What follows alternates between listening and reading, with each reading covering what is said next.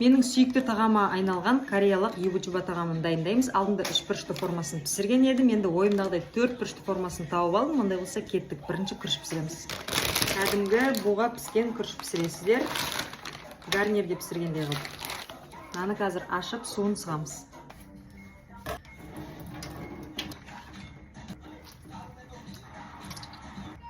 Қолым таза, достар.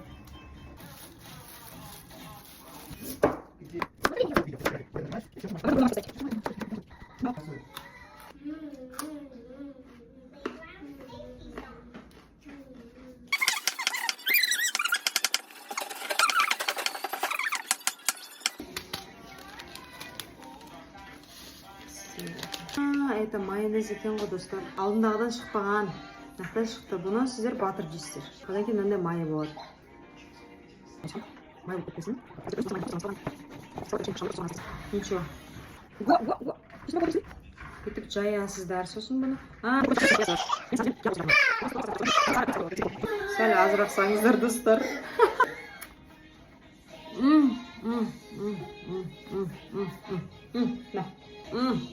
Деп жеу керек бірақ обязательно.